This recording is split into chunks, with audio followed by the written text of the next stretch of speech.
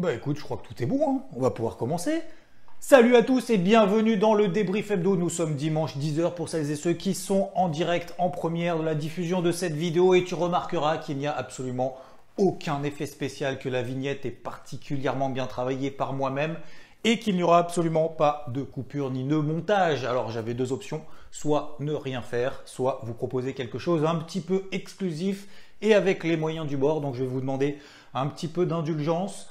Et de mon côté, je vais faire de mon mieux pour vous partager, j'espère en tout cas faire le débrief hebdo correctement, du mieux possible avec les moyens que j'ai à ma disposition. Aucun montage, aucun filtrage et bafouillage autorisé. Donc veuillez m'en excuser encore une fois, soyez le plus tolérant possible. Alors aujourd'hui dans le débrief hebdo, nous allons revoir un petit peu quelles ont été les conséquences de ces escalades qu'on a en Ukraine. On va voir également quel est l'impact sur les différents marchés et qu'est-ce que les marchés pourraient nous proposer au cours de ces prochains jours. C'est parti, c'est maintenant, intro maestro. Ah non, c'est vrai, il n'y a pas d'intro. Pour autant, je vais quand même être accompagné. Alors, excuse-moi d'ailleurs aussi si le son est pourri parce que je ne sais pas superposer forcément le son, hein. Pour autant, j'ai quand même un micro au cas où je pourrais retrouver la façon dont on peut superposer le son avec la vidéo. Donc, veuillez m'excuser également concernant le son si ça résonne un petit peu. C'est pour ça que j'essaye d'être le plus proche de la caméra, comme ça le son est moins dégueu. Alors, je vais être accompagné aujourd'hui quand même de mon stagiaire préféré qui va justement nous aider à illustrer un petit peu tout ça parce qu'il n'y aura absolument encore une fois aucun montage, aucun graphique.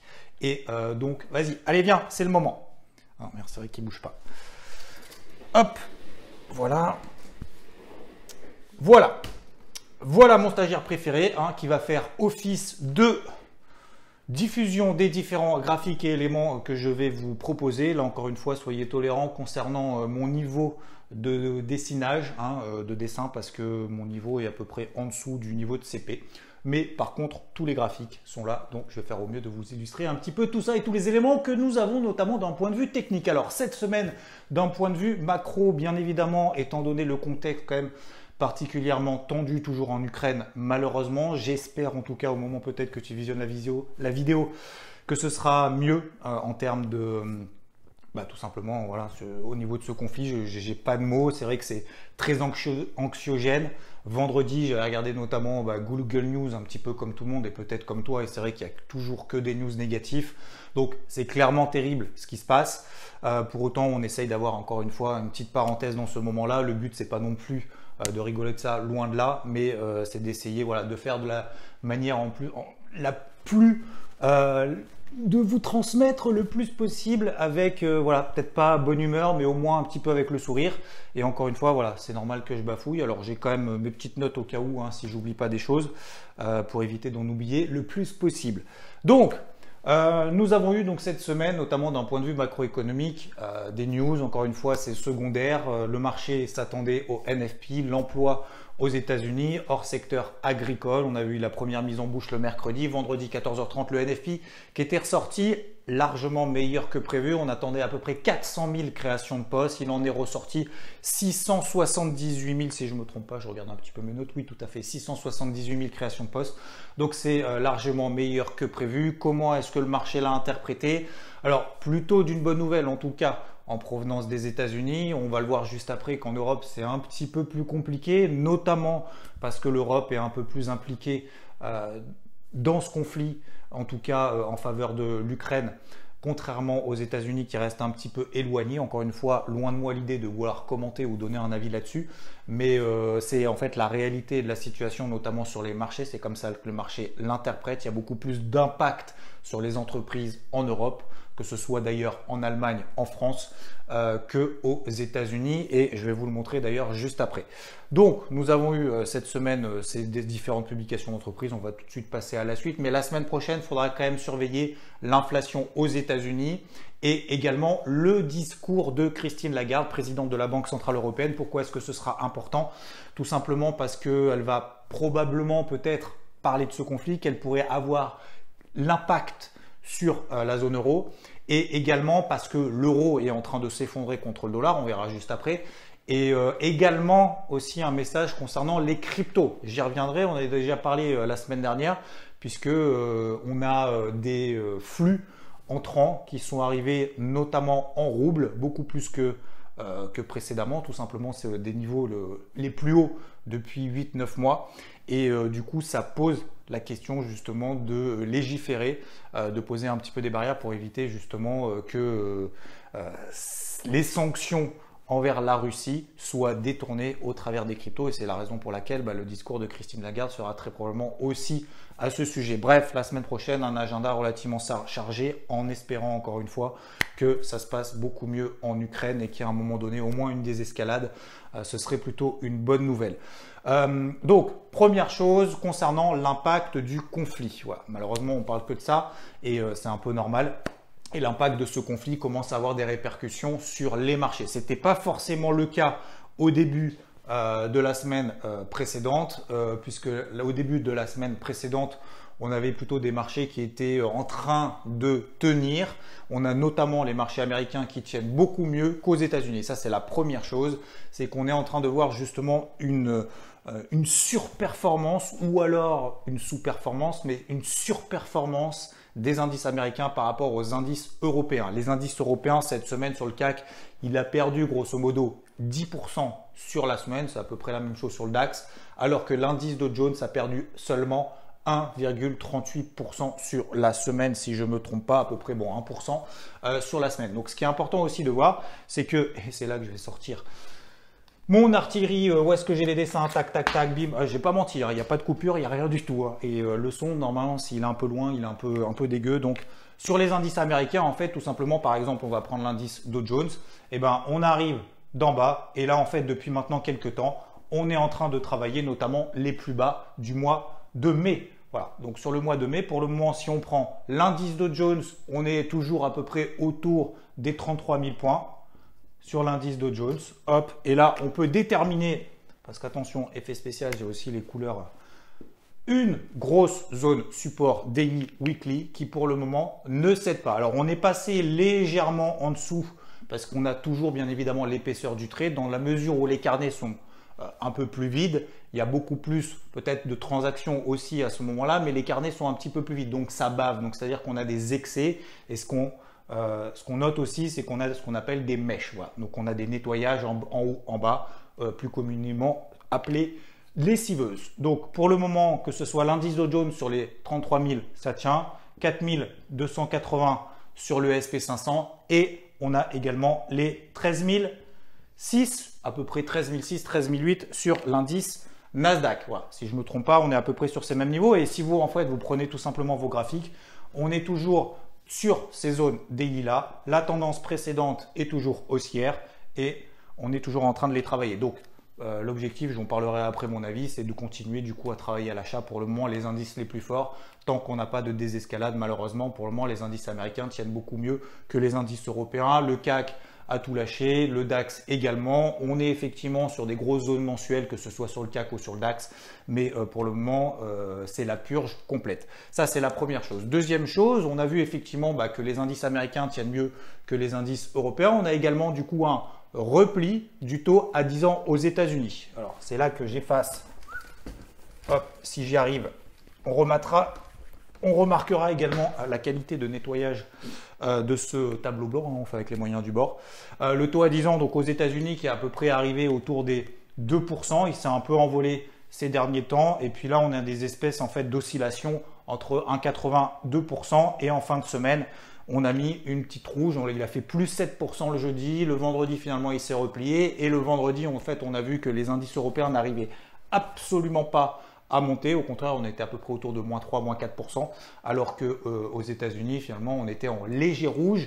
Et j'ai même continué à travailler l'indice Dow Jones, du coup, le vendredi, parce que ça tenait bien. Après, on aurait pu très bien avoir des rachats de short. Mais globalement, en fait, on a une baisse du taux à 10 ans aux États-Unis. Pourquoi? Et ça, c'est une news très importante, on l'a évoqué quand même en début de semaine, c'était Jérôme Powell qui s'est exprimé, donc le patron de la Réserve fédérale américaine, qui nous a indiqué que finalement, au mois de mars, lors de la prochaine réunion, là c'est bientôt, c'est dans 2 semaines, c'est pas 2 hausses des taux, c'est pas 3 hausses des taux, je rappelle qu'il y avait quand même à peu près, je crois, entre 20 et 30% d'anticipation de triple hausse des taux au mois de mars de Jérôme Powell. donc les analystes qui sont interrogés, etc.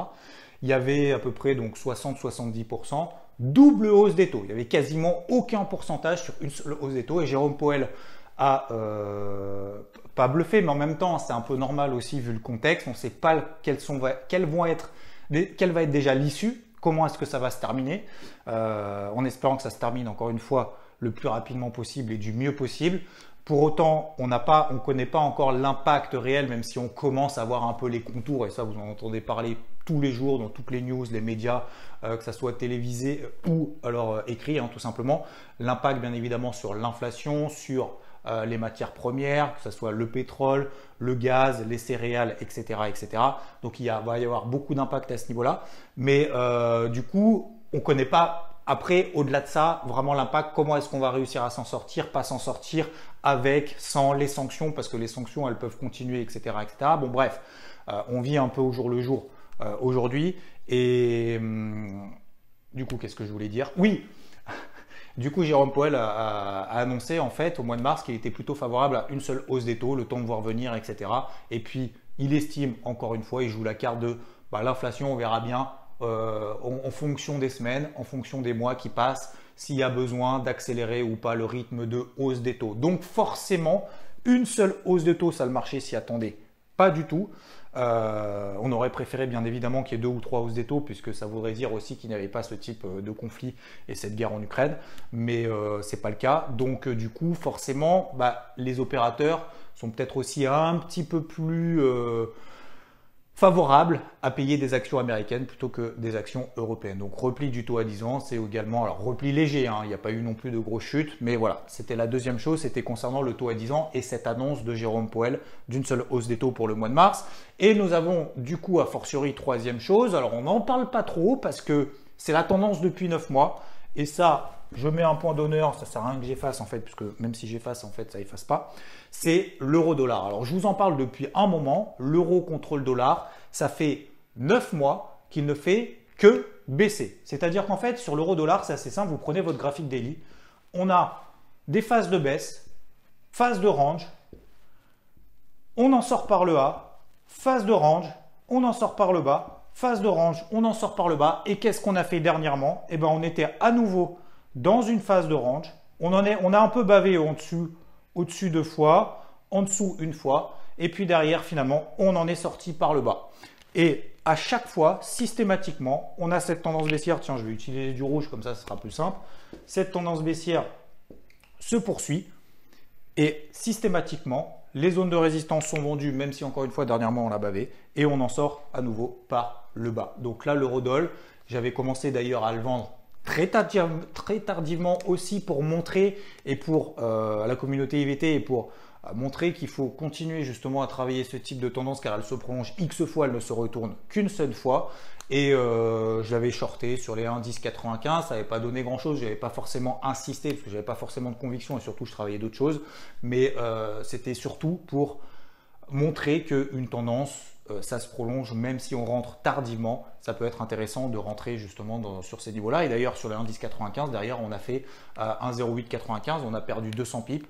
Alors qu'en fait, on avait l'impression qu'en vendant là tout en bas, après 9 mois de baisse non-stop, ici, de se dire, bon, à un moment donné, ça va remonter, ça a beaucoup baissé, ça va remonter, alors qu'en fait, pas du tout. Et en fait, on avait continué derrière justement à baisser encore 200 pips. Donc l'impact, bien évidemment, de l'euro contre le dollar, c'est quoi? C'est que voilà, on a peut-être moins de risques d'acheter du dollar aux États-Unis qu'acheter de l'euro, puisqu'on a cet impact notamment de rôle que l'Europe, que la zone euro notamment a à jouer dans ce conflit par rapport aux États-Unis. Et la quatrième chose, c'est bien évidemment dans ce contexte toujours un petit peu anxiogène, mais ça, encore une fois, c'est pas nouveau et je pense que ça ne fait que... Hop, je vais effacer ça. Je vais attendre de parler devant la caméra parce que je sais que derrière j'ai testé, le son est un peu dégueu. C'est qu'en fait, ça catalyse des mouvements qui sont déjà ancrés. Il y a alors c'est pas vraiment une matière première, mais c'est plutôt un métal précieux. Je sais que je vous gonfle un petit peu avec ça. Sur des données longues, voilà où est-ce qu'on en est. On est venu de tout en bas. On a une tendance ici qui est précédente, qui est haussière.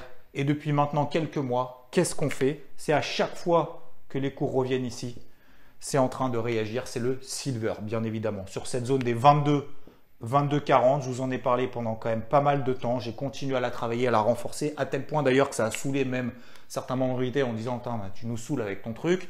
Et j'ai continué du coup à le travailler à fond parce qu'en fait, la dynamique, notamment à très court terme. Alors là, j'ai fait les données weekly ici, mais si je le fais sur des unités de temps en fait plus courtes, bah, tout simplement en fait le silver, tous les jours quasiment, alors il y a des petits replis, etc., etc. En fait, il fait que monter. Donc du coup, je l'ai renforcé à de très nombreuses reprises. Enfin, très nombreuses reprises, pas 15 fois non plus, hein, mais 3, 4, 5 fois. Et on continue du coup à le travailler. Il a clôturé quasiment au plus haut. Donc ça, c'est plutôt bien parce qu'en fait déjà ça permet de travailler des tendances, ça permet de comprendre que lorsqu'on est dans une tendance qui est bien identifiée, eh ben, on peut continuer à le faire jusqu'à ce que ce soit invalidé. Pour le moment, ce n'est absolument pas invalidé, donc on va continuer de le travailler, je vais continuer à le travailler. Et je rappelle que mon objectif principal là-dessus, alors je ne sais pas si tu vois bien parce que même moi déjà je vois que c'est assez dégueu, donc déjà que je suis assez habitué quand même à ma qualité de dessinateur. Quelqu'un qui n'est pas habitué, je pense qu'il doit se dire « Ouh là là, qu'est-ce qu'il est en train de nous écrire le gars ?» 26,50, voilà. 26,50 pour moi c'est le gros objectif, un petit peu en dessous. Dans un premier temps, tu verras, ça correspond à des gros niveaux. Et après, au-delà, on a 28 $, c'est vraiment un niveau beaucoup plus important. Donc, ça a eu un impact, bien évidemment. Alors, ce n'est pas vraiment des valeurs refuges au sens propre de dire je sors mes actions, j'achète tout de suite du silver ou de l'or. C'est encore une fois, c'est des catalyseurs en fait de moyen long terme. C'est pas forcément des catalyseurs à très court terme en se disant je sors quelque chose pour rentrer quelque chose. Mais en gros, voilà. Voilà globalement donc le point, j'espère le plus simplement possible. J'essaye d'effacer ça rapidement pour que hop, ce soit un peu plus clair pour tout le monde. Maintenant, la question, que faire? Alors, première chose, si on a un dénouement positif en Ukraine, ce qu'on espère tous vivement, et ben, dans la mesure où l'Europe, on l'a vu précédemment, sous-performe, donc le CAC a perdu 10% sur la semaine, le DAX quasiment pareil, les indices américains baissent un petit peu, c'est pas qu'ils baissent en fait, c'est qu'ils ne montent plus, voilà, ils baissent un petit peu, mais sans vraiment accélérer, et ils ne progressent plus. Donc, l'élastique est tendu, notamment en Europe, et si on a un dénouement, bien évidemment, ce sera plutôt positif et je pense que les opérateurs reverront leur copie concernant le mouvement de panique qu'on a notamment en Europe. Donc, que ce soit sur les indices européens, le CAC, le DAX, etc., etc. Mais du coup, s'il y a un dénouement positif, l'élastique qui a été beaucoup plus tendu sur les indices européens se détendra forcément puisqu'il est tendu beaucoup plus fortement. Sera bien évidemment, la détente sera beaucoup plus impactante sur les indices européens que sur les indices américains. Donc c'est la raison pour laquelle, oui, s'il y a un dénouement positif, il peut y avoir un retournement de situation absolument monumental sur le CAC, sur le DAX par exemple.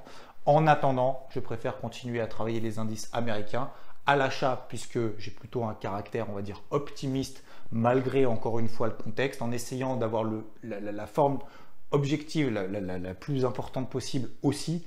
Mais encore une fois, sur les indices américains, comme j'ai montré avec mon super graphique tout à l'heure, on est toujours sur des zones support dans le cadre d'une tendance de fond qui est haussière. Voilà globalement. Deuxième chose, les US tiennent mieux, nanana. Ah oui, alors cette semaine, effectivement, j'ai travaillé, bon, après, ça ne vous intéresse pas forcément que je fasse la méthode de la veille, mais du coup, j'ai travaillé en fait à l'achat, par exemple, le Nasdaq, ça a donné 200 points sur une demi-position. J'ai voulu la tenir le plus longtemps possible parce que le Nasdaq, j'avais un objectif, par exemple, à 14 600. Si on arrivait, en fait, j'avais un premier objectif, je l'avais payé à 14 095, très exactement. J'avais un premier objectif à peu près à 14 003. Et ça, c'était un premier objectif, alléger la position, sécuriser la position. Et en fait, je ne voulais pas tout clôturer forcément à 14 003. Pourquoi? Parce que si l'indice Nasdaq devait continuer à progresser sur les 14 500, 14 600, peut-être, ça aurait pu être une bonne nouvelle, ou en tout cas, pas forcément d'accentuation de ce conflit qu'on a en Ukraine. Et la question, c'est de se dire, si on arrive sur 14 400, 14 500, 14 600 sur les indices les plus forts, ça sera impayable parce que payer à 14 600, c'est peut-être pas la même chose que payer à 14 000, 14 100.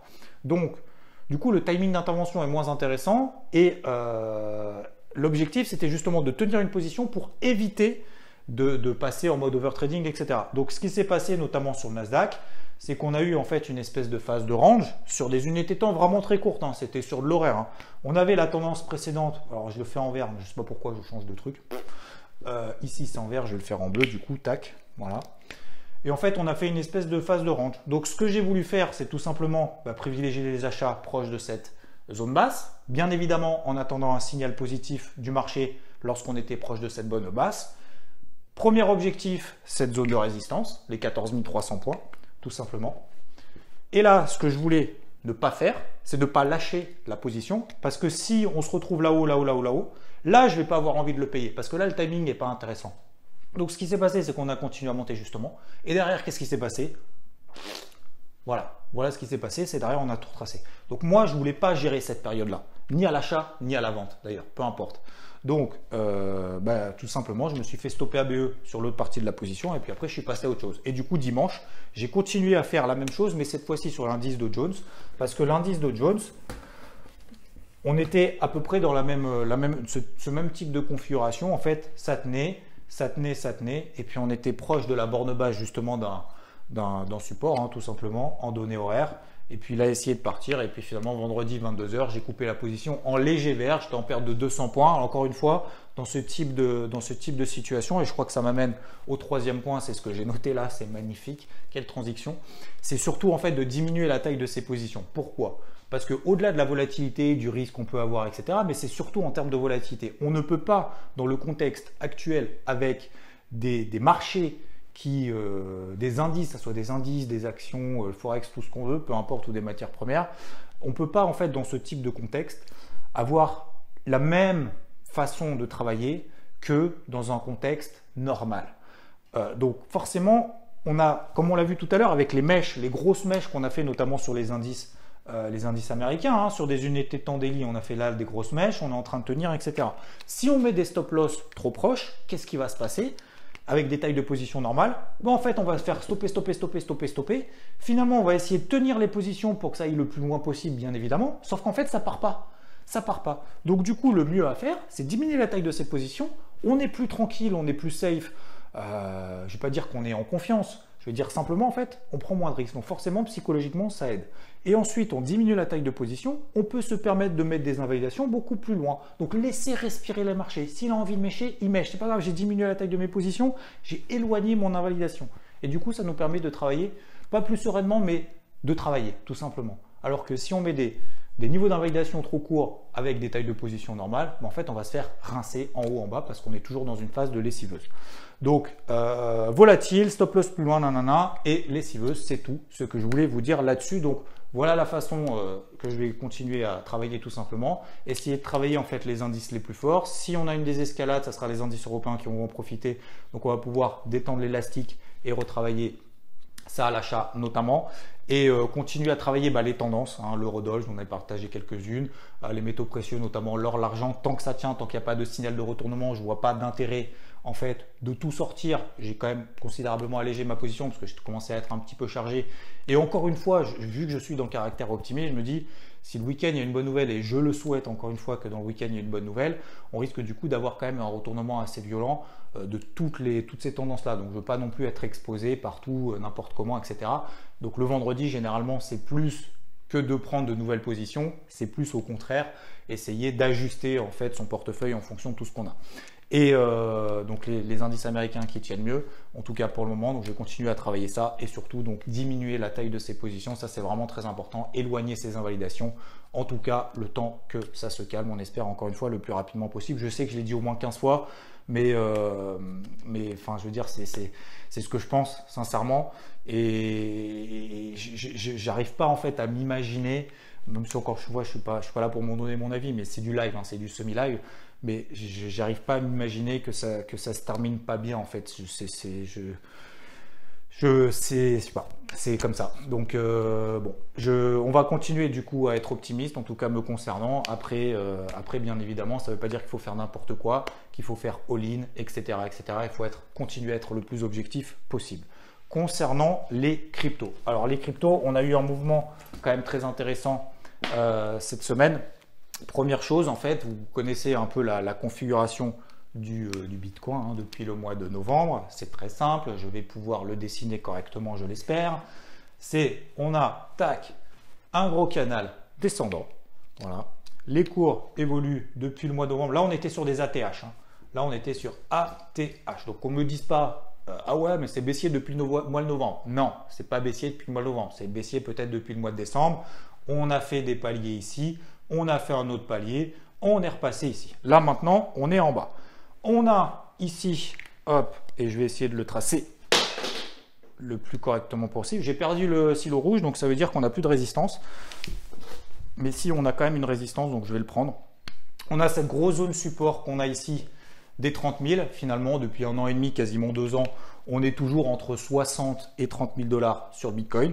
On a cette grosse zone des 30K pour le moment. Et en fait, cette phase de consolidation qu'on a connue sur le consolidation horizontale qu'on est en train de connaître depuis maintenant quelques temps, quelques semaines, hop, 2-3 semaines, hein, pas plus, hein.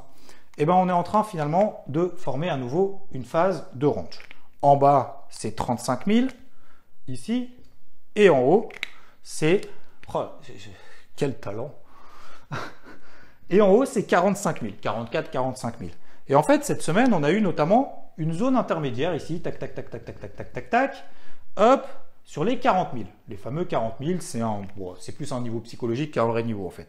Et en fait, d'un coup, on a eu un pump comme ça, alors que jusqu'à présent, on avait une certaine corrélation avec les actifs risqués, donc les indices. Les indices n'ont pas explosé cette semaine, loin de là. Sauf que le Bitcoin notamment et l'ensemble des cryptos, en fait, a explosé justement cette zone des 40 000 $. On était là en bas, on a tenu comme les indices parce qu'on était plutôt corrélé justement aux indices. Les indices ont plutôt tenu en début de semaine et les cryptos après sont partis d'un coup. Pourquoi? Alors, je l'ai expliqué au travers de BFM notamment vendredi, mais je l'ai également bien évidemment expliqué sur IVT. Vous le savez, c'est le rouble. Le rouble a chuté de 30%. Donc, le rouble, quand votre devise dans le pays dans lequel vous vivez et dans lequel vous échangez votre argent perd 30% de sa valeur, bah vous perdez 30% en fait de sa valeur aussi. Donc là le but en fait c'est de se dire ok bah j'investis en fait dans quelque chose. C'est pas que j'investis, c'est qu'en fait je transfère mes devises dans quelque chose qui me permettra d'éviter de subir une baisse encore plus profonde éventuellement de ma devise. Donc certains se sont dit ok bah en fait je vais acheter du Bitcoin avec mes roubles. Donc du coup ça nous a donné un pump. On a vu d'ailleurs, et c'est vrai, hein, on a vu une hausse des transactions en roubles, donc vers le Bitcoin en roubles, qui était au plus haut depuis 9 mois. Donc ça, c'est une première raison. On a eu également, alors ensuite, le contre-coup. Vous allez dire, ok, mais le conflit il est en train de durer, le rouble, il n'a pas repris 50% de sa valeur, en tout cas, on n'est pas passé de moins 30 à 0, pas du tout. Et en fait, on a cette zone de résistance qui a continué à bloquer ici sur les 45 000 $, qui avait d'ailleurs déjà été testée. Donc, cette phase, le premier signe positif déjà, c'est que cette tendance baissière qu'on connaît là, en fait, est en train, au moins, on est en train de marquer une pause. Ça, c'est déjà un premier signe positif. Le tout premier signe positif qu'on a eu, c'est que justement, cette zone des 35 000 $, on est légèrement passé en dessous, comme on l'avait fait l'autre fois hein, d'ailleurs. Il y a 2-3 semaines, on avait fait exactement la même chose. On était légèrement passé sous 35 000, là tout le monde visait 27, 22 000, puis finalement on a fait 45. 45, ah maintenant finalement on va viser 72, maintenant c'est une zone de résistance. Cette zone de résistance, on repasse à 35, ah bah cette fois c'est sûr on fait 27, 22, ah bah non en fait on fait 45. À 45, ah bah non mais ça y est c'est parti en fait, on est haussier. Bon bref, je te la fais pas courte, je m'en excuse, mais en gros c'est ça. Et du coup, je sais plus ce que je voulais dire.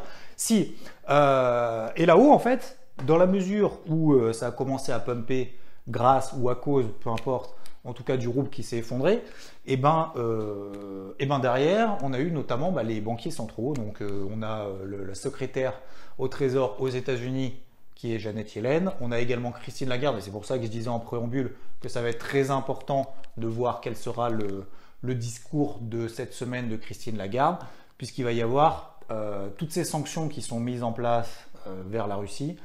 Le but, c'est d'éviter justement qu'il y ait des possibilités de détourner ces sanctions au travers notamment des crypto-monnaies. Donc, va se poser la question notamment de législation, de surveillance de toutes les transactions qui fluctuent, etc., etc.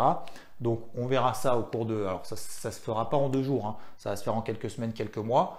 C'est un mal pour un bien, très probablement, encore une fois, en termes de législation. Si après tout le monde est d'accord que cet écosystème va continuer à évoluer autour de nous, ça c'est plutôt une bonne nouvelle, que finalement il n'y ait pas non plus n'importe quoi qui soit fait et qu'il y ait cette confiance. Finalement, ce qui est important aussi, c'est cette confiance qui s'instaure, et vraiment une chose très importante. Donc du coup, eh ben en fait, on a eu cet échec sur les 45 000 $. Alors, c'est toujours facile d'expliquer après coup. Au-delà du fait qu'on ait bien vu ensemble, d'ailleurs, on en avait parlé dimanche dernier, que l'objectif justement dans ces phases de range, c'est que ici, lorsqu'on arrive en haut, c'est pas là qu'il faut dire ça y est, c'est parti. Au contraire, il faut essayer d'alléger le plus possible les positions qu'on a, au moins à court terme, parce que le but, c'est qu'à long terme, en tout cas me concernant, je suis toujours justement très positif sur les cryptos de manière générale, et j'en parlerai juste après. Et de privilégier les achats lorsqu'on arrive proche de la borne basse, c'est le principe même d'un range. Voilà, maintenant tu sais tout. Deuxième chose, qu'est-ce que je voulais dire? Tac, tac, tac, les acheteurs sont là. Oui, alors on l'a vu mercredi dans le débrief hebdo, dans le crypto hebdo, pardon. Donc je répète très rapidement, c'est que pendant, en fait, si tu veux le voir dans la vidéo, je le mets aussi dans la description, où tu vas tout simplement, tu t'abonnes à la chaîne YouTube IVT, et derrière tu auras tous les éléments. Dans cette tendance baissière ici qu'on a connue là, en fait, on a eu toutes les mains faibles qui sont sorties, d'après certaines données, etc. Encore une fois, je te les explique en détail dans la vidéo. Et ces mains faibles, donc ceux qui sont impatients, ceux qui utilisent l'effet de levier, ceux qui croient qu'ils vont rouler en Lamborghini parce qu'ils ont acheté un Bitcoin et demi, etc., etc. Et ben, parce qu'il va multiplier par 10 en quelques semaines. En fait, pas du tout. Donc, on a cette tendance baissière-là et ils sortent leur position. Soit ils se font liquider, soit ils ont peur, soit ils passent à autre chose, soit ils partent du principe que c'est un caractère anxiogène dans ce type de situation. Donc, quand il y a des vendeurs, il y a des acheteurs en face, normalement. Et les acheteurs en face, ce sont ce qu'on appelle les mains fortes. Les mains fortes, c'est ceux qui détiennent les cryptos depuis un certain moment, depuis plus de 3 mois. Et on a vu que la durée, en fait, ceux qui détiennent les cryptos depuis plus de 3 mois, en l'occurrence le Bitcoin depuis plus de 3 mois, est en augmentation constante. Donc ça veut dire quoi? Ça veut dire que tous ceux finalement qui croient à cet écosystème, qui en ont déjà, qui en ont eu et qui en ont depuis plus de 3 mois, continuent à en accumuler. Donc c'est-à-dire que la confiance finalement, je ne vais pas dire les mains fortes, ce n'est pas forcément ceux qui ont raison, mais en tout cas, de ceux qui croient en cet écosystème, pour le moment, n'ont pas changé d'avis. Au contraire, ils profitent du fait qu'on soit proche de cette grosse borne basse ici à 30 000 pour renforcer, plutôt que d'attendre qu'on soit à nouveau là-haut à 60 000 pour acheter. Contrairement aux mains faibles qui font quoi? Dès qu'on arrive sur les 60, 52, ah bah ça y est, la tendance est repartie, je paye. Puis ça rebaisse un petit peu, alors un petit peu 40-50% avec la volatilité que connaissent les cryptos depuis maintenant leur naissance. Bien évidemment, quand on perd 40-50% et qu'on n'avait pas prévu le coup et qu'on n'avait pas l'information que c'était quand même très volatile, forcément, derrière on panique. Voilà. Donc, ça, c'est plutôt la bonne nouvelle. Donc, on fait quoi? On essaye justement de ramasser en bas, d'alléger en haut et puis d'essayer de continuer. Pour le moment, tant qu'on est dans un range, qu'est-ce qu'on attend? Eh ben, on attend de péter les 44-45 000 sur le Bitcoin. Sur l'Ethereum, c'est globalement la même chose. On a à peu près les mêmes niveaux. L'Ethereum s'est arrêté un petit peu en dessous de sa zone de résistance, mais globalement, c'est la même chose. Et donc, ce que je pense, c'est que en attendant que les majeurs décantent de cette situation de range, même si c'est difficile, c'est facile à dire et c'est difficile à faire, c'est d'essayer de travailler le plus possible celles les plus fortes du moment. Alors, c'est pas évident. On a vu par exemple Luna qui a doublé de valeur en 2 semaines, 2 semaines et demie. Elle est proche de ses records historiques. On a certaines cryptos que vous connaissez parce que Rodolphe vous en parle quand même depuis pas mal de temps, notamment Atom qui a pris 50%, FTM qui a pris également 50%, etc. Donc, il y en a toujours certaines qui prennent des 40-50%.